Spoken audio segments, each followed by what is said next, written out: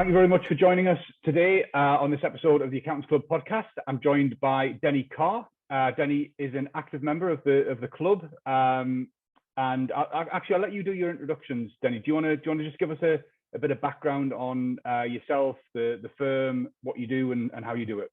Yeah, more than happy. So probably been in industry now, I think, for about 20. Well, I'm practicing for 22 years. So started when I was 18, straight from school.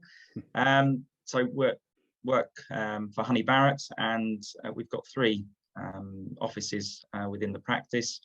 So we're based in the southeast of England, and we range from different sorts of clients that we deal with. You know, from large audits to a little old lady down the road. One of our offices specialises with medical GPs and locums, so a bit of a niche market there, but a bit of everything really from our point of view. And are the clients, do they tend to be local to you, or do you have clients from all over the UK, or? Yeah, generally fairly local to each office, but I think especially through COVID as well, our reach, we've worked very well remotely, so we've had quite a lot of clients a bit further afield as well, a little bit more now, and I think the new way of working through Zoom, Teams, however you're doing that, actually that barrier's overcome a little bit. Sort of location doesn't necessarily always mean you're not going to work with a client, although generally I quite like to meet face to face, get to know them, get to know the business, see where they're working, get a good understanding of who we're dealing with really. And but yeah, certainly Zoom and Teams has still got a very, very good way of getting that done. No, absolutely. Are you all back in the office now, or are you doing like a split? Yeah, a bit of a hybrid model really. So generally we're trying to get most of our staff back into the offices, because I think generally that works better, particularly for trainees. So you can pass on knowledge, have conversations, bounce ideas off each other. But we do also offer some flexible working arrangements in terms of when people can finish, days working from home. So I think we just do it, as and how that works really for each staff member. So. Have you had much feedback from the staff on the hybrid? It's a hot topic. It's still a hot topic, and I don't think there is a one size fits all answer to it. I'm interested just to get to sort of canvas views on what's working for Honey Barrett, and has that been informed by the people or the leadership team, or a mixture of both? Yeah, I think a mixture of both. I think generally we allow our staff to work one day at home a week, and they can generally choose which day that is. But I think you have got a mix of people. Some people prefer being in the office, that office buzz, working with people. They feel they also work more efficiently in the office. We've got other members of staff who've got children. Obviously for them, actually traveling to and from the office, that's an hour out of their day actually, which they could use productively working at home. So we'll have discussions with our staff as to what works best. As long as we're sort of meeting our client expectations, that's the most important thing. No, absolutely. It's a strange evolution that we've gone through as well. I mean, I feel it as well. I work from home most of the time, and I'm 350 miles away from the main Irish headquarters. So for me, it's a completely different way of working. But I sometimes miss that commute. The sort of half an hour commute to an office where you get to you get to kind of decompress or think about what you've got to do in that day. So it is odd, isn't it, how sometimes actually just thinking about on your way to the office, actually getting that clear in your head as you're moving in, right, what got to do today and get out the door, so to speak. So I'm the same really. There are benefits actually doing that. It's like everything else. I think there's pros and cons, isn't there? So you've been around, did you say 22 years?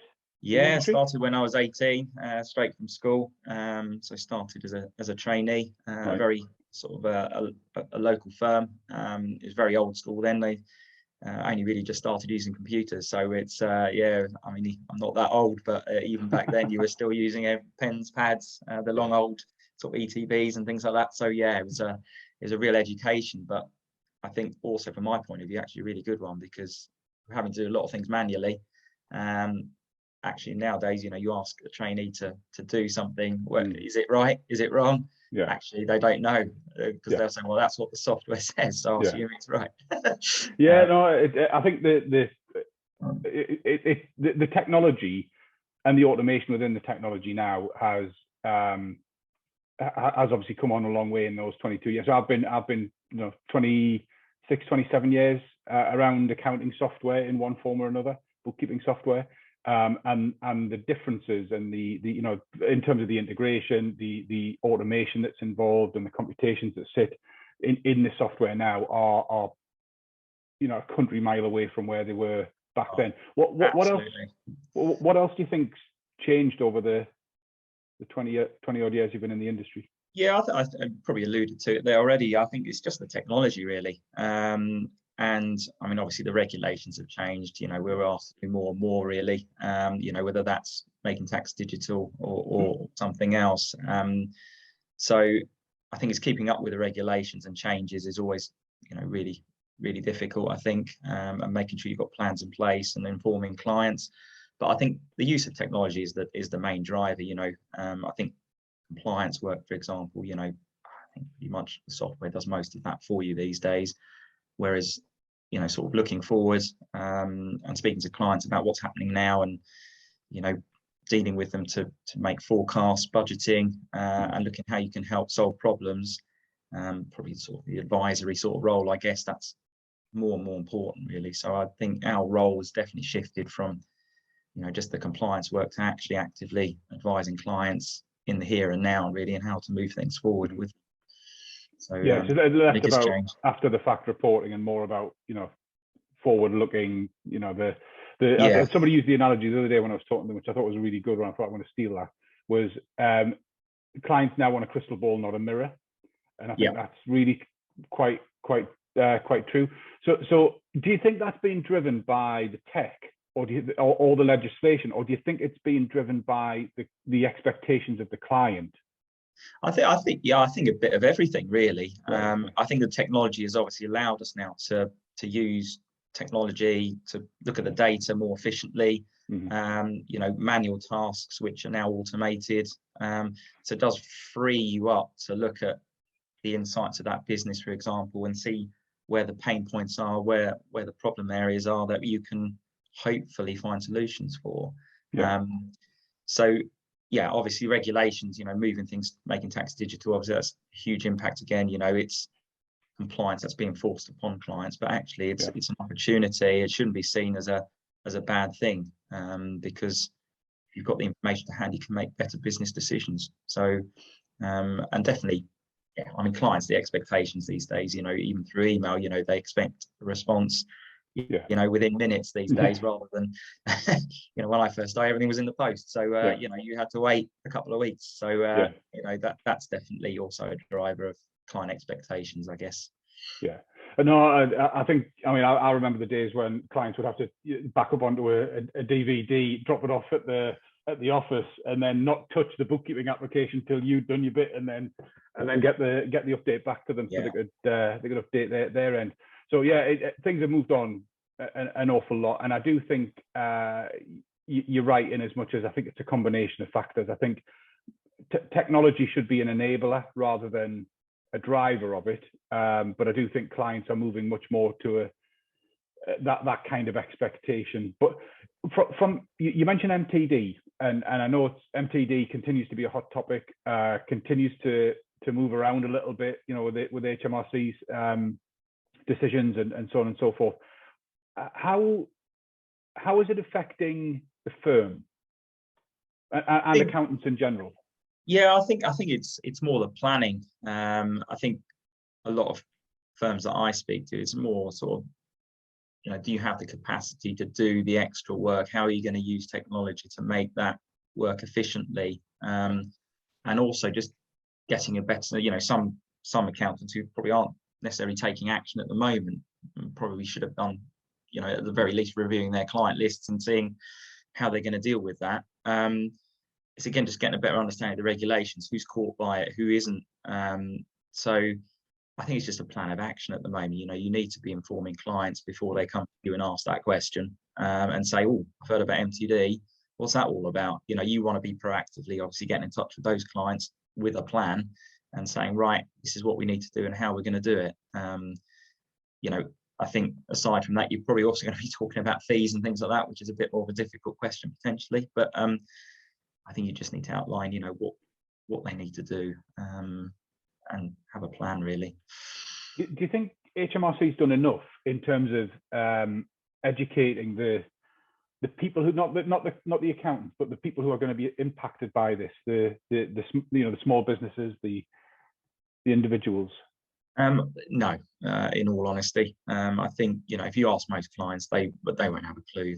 You know, it's not widely, you know, popping up on social media channels, or, you know, if you're driving in the car, you know, there's no radio advert at the moment for the income tax certainly side. I know it's still a long way away, and I guess the danger is if HMRC start raising it now, you know, it's still a long way away of people just going to not take action because, oh well, I've got a couple of years to worry about that. Why am I bothered about it now? But yeah, definitely they need to be doing more to raise awareness and have those discussions with us. I think a lot of it seems to just fall back on us really, and relying on us to make our clients aware, rather than them taking that viewpoint that actually they need to make, you know, more and more, certainly the public, aware of what's coming around the corner really. Yeah, because I do, you know, I do think that there's an unfair burden on the accountant to do the education piece here, and you know, that while yes, you know, I think every accountant would accept that there is some obligation on them as part of what they have to do for their clients and the service that they provide, but it can't be the exclusive responsibility of the accountant to raise the awareness and to educate everybody who's going to be impacted by it. I do think we need to see a little bit more from HMRC. Yeah, I mean, I agree, and I think is we're happy to do that obviously for our clients, but there's going to be plenty of people who are probably maybe not using an accountant, or, you know, submitting their own tax returns. Mm-hmm. They're not going to be aware of that change, and actually reaching out to those in particular is very important.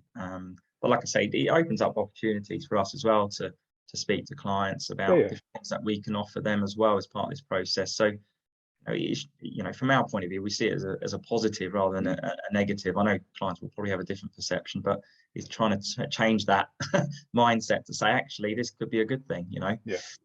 So, yeah. You mentioned people submitting their own returns. And if you look, you know, the adverts you do hear on the radio are, you know, how easy it is to submit your own VAT return, how easy it is to submit this and submit that through the bookkeeping applications. Has that narrative found its way to your clients? And is it something that's in their consciousness? Are they saying to you, look, I could do this myself, or the VAT return, the software I'm using allows me to do this now, how do I do it? And kind of trying to remove that compliance from the firm, or not? Yeah, I mean, there are, I think, people who do see, obviously, particularly those using cloud accounting software who can do their own VAT returns. You know, I've got to say, I think the education is around making sure those books and records are right in the first instance, because, you know, the amount of times we all look at client records and it's a complete mess. It's trying to educate them and give them the training to make sure that they are doing it correctly. So, you know, I think our use of time is trying to educate clients to kind of how do you do it and how do you do it right, to avoid mistakes, because the last thing they need probably is HMRC, you know, sort of opening an inquiry and then coming and have a little visit. Oh dear, you've done that wrong. You've done that wrong. You know, I'm sure there'll be a very soft touch approach, probably within the first 12 months anyway from HMRC, but thereafter, I'm sure they will start to come down a little heavier on people if they're not complying. Yeah.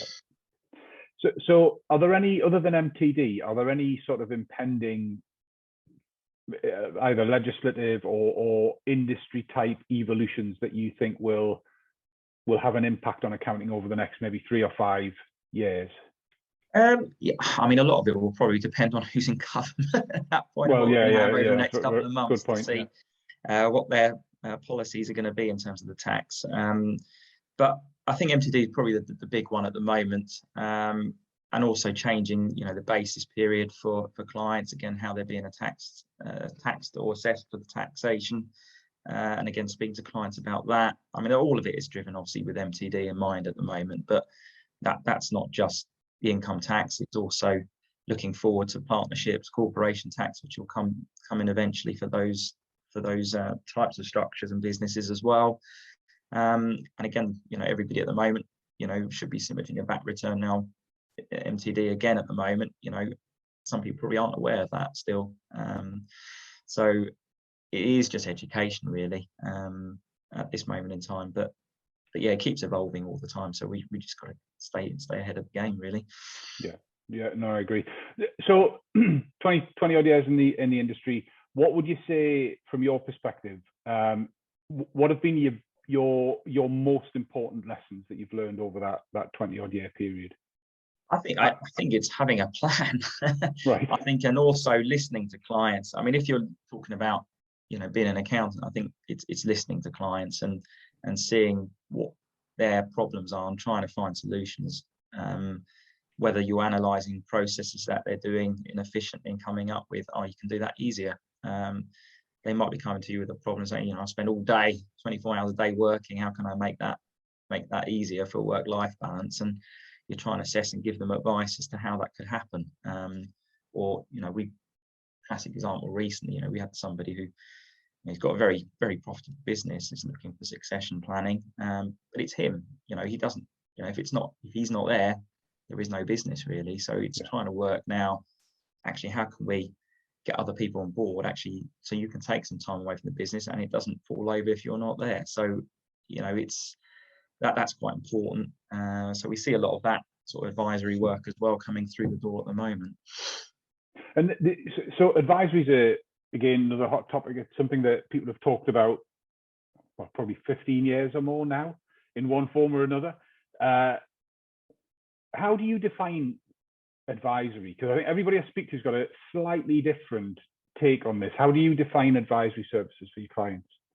I think it's obviously, saying earlier about the compliance side, I think software is able to do pretty much most of that now, but it's actually looking at things like the budgeting, forecast, speaking to clients about what direction they want to take their business, whether it's growing it or succession planning, and coming up with a plan of action. And we do a lot of sort of tax projections for clients, so trying to find the most tax efficient way of extracting sums from the company. It's particularly important at the moment, with the cost of living crisis and other pressures on people's income at the moment. Trying to find solutions. So when we're talking about advisory, it's that kind of area where you're looking and speaking to clients and what's your problem, how can we solve it? It's kind of like a virtual FP&A or virtual CFO type function. Exactly, yeah. You're almost a financial sort of, or management accountant for them, really.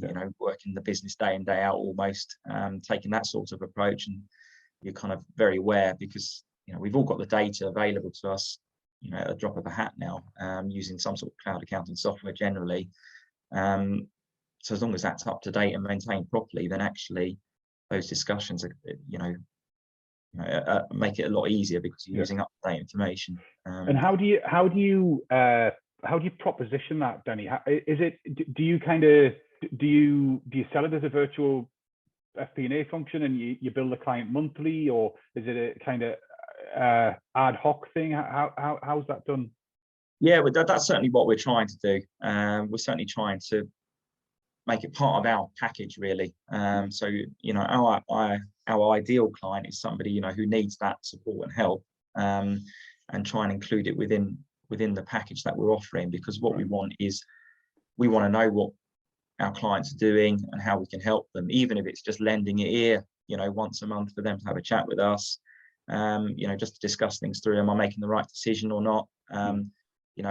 Obviously we can't tell them what to do, but we can certainly give them an idea of the tax implications, for example, for choosing one option over another. So do you do a lot of this like scenario planning as part of that? Do you say, look, here's scenario A based on the conversation that we had, here's scenario B, and kind of coach them through that? Or is it just a case of presenting back the data points? Or for us, so we will outline the options available to them, and make a recommendation. Right, okay. We can't give sort of financial advice for obvious reasons, but we can steer them in certain direction that we think, yes, that looks favourable. But ultimately, we're then there to discuss those options with them to decide which one might be right for them. So, again, we've done one recently. I think, again, people trying to get more money out of the company, some of them receive child benefits, so their income is sort of capped at 50,000 at the moment in terms of what they take out of a company. Let's have a look. What does it look like if you take 60 out? Okay, you've lost your whole child benefit, you're being taxed at a higher rate. Actually, for the extra 10 you're taking out, you've only actually got 3 grand in your back pocket now. Is it worth it? I can't make that decision for you, but we can certainly have those discussions with somebody to see whether it's right for them or not. Yeah. Okay. So and there are clearly there's sort of there's a lot of uncertainty at the minute. There's a lot of inflation 10% and the cost of living crisis, and it seems like every supplier's prices are going up by a minimum of 10%. So how is that impacting the accountant, and how is it impacting the clients? Yeah, I mean, the clients are definitely feeling the pressure, I think, on sort of their gross profit margins a little bit. I've got a few clients obviously sort of in the construction industry, and obviously the change in material prices, it seems to change almost hour by hour rather than week by week. So again, it's having a discussion with them as to, how long are your quotes valid for when you're sending that out? Can you make changes so you've got an agreement there to increase the price of materials on the job, accordingly? So I think, again, it's having discussions with clients as to how they're pricing their own work without sort of, losing jobs and income at the same time. So it's having a huge impact, I think. Certainly from our point of view, I think it's, again, just having a look at sort of the budgeting point of view for them, forecasting, see what their cash flows look like. So it does, again, provide opportunities for us to come in and help with that side. So, and if they need advice, they're going to need it now, really, while things are tough going, really. And what about fees? Are you looking to increase the kind of compliance fees that you're charging, or are you looking to expand into different services that are more profitable? How are you guys balancing up the squeeze on margins? Yeah, I think we're the same as any other business. We'll look at our overheads and make sure that we're making sufficient profits on the work that we do. So, if that's compliance work and that needs to be increased, then we will write to clients and explain why that might be necessary. But certainly we are trying to move into more of that sort of financial director role for a lot of clients to provide that advice. So I think if we can get a package together that works, where we've got that monthly sort of fee coming in and it covers those services, it gives a bit of, the client knows what they're paying for month to month. They can budget for it. They know what, and they can ring us up, at any point, and we'll be there to support them. And they know that's already included within the price. So we're definitely aiming for more of that kind of a model, because it gives security for the clients, and they know that we're available to help when they need us. Okay. And changing tack a little bit, just I'd love to get, because I know you're, as I said at the beginning, you're a fairly active member of the Accountants Club. I'd just like to get some views from you on how have you found it? What parts of it have you found more valuable than others? Any suggestions on how we could improve it? What's your thoughts? Yeah. I think I enjoy sort of the sense of community. I think long gone are the days where everybody sort of keeps their cards close to their chest as to what they're doing. I think everybody's more open about sharing solutions and how we work together. If somebody's got a problem, I'm more than happy to speak to somebody as to how we're dealing with it. Whereas probably in the distant past, people were afraid to do that because I'm giving a competitor a possible edge here. So I think things like the Accountants Club is brilliant for sort of just collaborating with other accountants, coming up with solutions, having a chat with people. I think particularly some of the speakers that you've got on there through webinars, seminars, amazing. And if people can take time out of their sort of busy lives to actually sit down and watch some of those or attend some of those, it makes a huge difference, because it does change your outlook on things. The important thing is to actually stop what you're doing, and actually step back and go, actually, what are we doing? Why are we doing it? Can it be done a better way? And actually listening to some of those people, particularly where they've got an area in a specialist field, has been really valuable for us as well to see the content, whether that's marketing or whatever else it might be. Yeah. So that's been amazing, really, on the platform. Great, that's good feedback. Is there any particular subject that you've found most useful? Because I think what we did before we set the club up, we did quite a lot of research, as you'd expect, and surveys, and the things that really came out strongly that people wanted to know about were things like the talent challenge or the talent gap, technology, and so on and so on, with marketing and what have you, which is how we've structured the club around those kind of core themes. Are there any ones that you're finding more valuable than others? I think the technology-wise is always a very good one, because I think, everybody's probably aware there's so many third-party apps that can link, say, to cloud accounting software. And actually, there might be some out there that are more favorable than others, or people find more useful. So actually having a look at those tools and going, actually, let's have a look at that one as well. That's really helpful. Or there's things out there you didn't even know existed that actually solve a problem you've got. And you go, oh, that works well. The talent side, I think it's a huge issue, I think, across the industry at the moment, trying to either, recruit new staff into the industry or retain existing talent. So again, seeing and understanding what other people are doing is quite useful from that point of view. So they're definitely really useful for us to review and see what other people were doing. Brilliant, great. In terms of talent, what do you think it is that's at the root of the problem?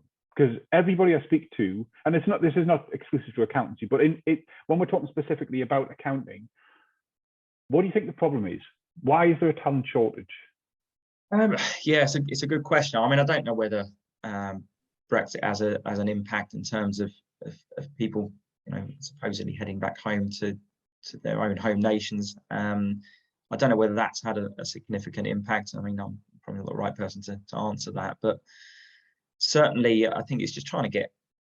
We've certainly seen a lack of new trainees certainly wanting to come into the industry, and I don't know whether that's because they see there's other options out there. I don't know, becoming an influencer on TikTok or easy money on that side, maybe. I don't know, but it's certainly difficult. But certainly our mindset has changed a little bit in terms of who we're looking for. Right. I think we're obviously very keen to recruit people, who've got a little bit of a background or studied something of that nature, but actually looking at IT sort of savvy, new recruits, because that's the way the world is going. Actually, you should possibly be looking more people with a bit more of an IT background, possibly, to come in and help you. So probably maybe changing, seeing what the role is you're looking to recruit for, and maybe spreading the net a little bit more is the way to go. But I don't know what the answer is in terms of the talent shortage. Like you say, it's across almost every industry at the moment. It's not just accountants. So but I guess it brings us back to the conversation we had earlier around making sure you look after your existing staff and listen to them, and give them the flexible working options, and ask them what it is that they value about the role, and making sure that they're stretched but not overstretched, and all of those sorts of things. It makes those conversations so much more important, because you can't afford to lose. It's not as easy to replace people as it once was, so you can't afford to lose the valuable members of the team that you've got already. Yeah, absolutely. I think you do. I think more than ever, I think if you're not you're giving some sort of perk within your remuneration package, then I think that is going to be a difficulty, because they can see other firms offering something that perhaps you're not. So there's obviously a line where that needs to stop, because ultimately you're the employer, and you should take what those conditions are. But having a happy workforce is so important. You want everybody to be coming into work, getting their head down, working hard, and getting things done, but like you say, not overstretching them, not making it a stressful environment that they're working in. So retention of staff is huge. Yeah, and I don't think there's any secret or silver bullet for this one either. I think it's gonna be around for quite a long time, and I think we're probably going to learn on the job in terms of the retention, you know, the expectations of the new generation of people coming through and all of those sorts of things. So it's an interesting topic. Denny, I'm sure we could spend another 40 odd minutes chatting, but we're pretty much out of time. If anybody wants to get in touch with you, apart from finding you on the Accountants Club, how can they get in touch and maybe learn a little bit more about what it is that you do and interact? Yeah, like I say, I mean, I'm available on the Accountants Club, so by all means send me a message through that platform. If not, our website at honeybarrett.co.uk is another way to sort of find my contact details, or, you know, available on LinkedIn, you know, the normal channels really. So if anybody does want to get in touch and have a chat, more than happy to do so. Perfect. Denny, thank you very much. I know you've probably got a million things you could be doing rather than talking to me, so I do appreciate your time, and hopefully we'll get a chance to do it again soon. Yeah, no, thanks, Jim. Yeah, much appreciated. Thanks very much, mate. Cheers. Yeah. Bye. See you later. Bye.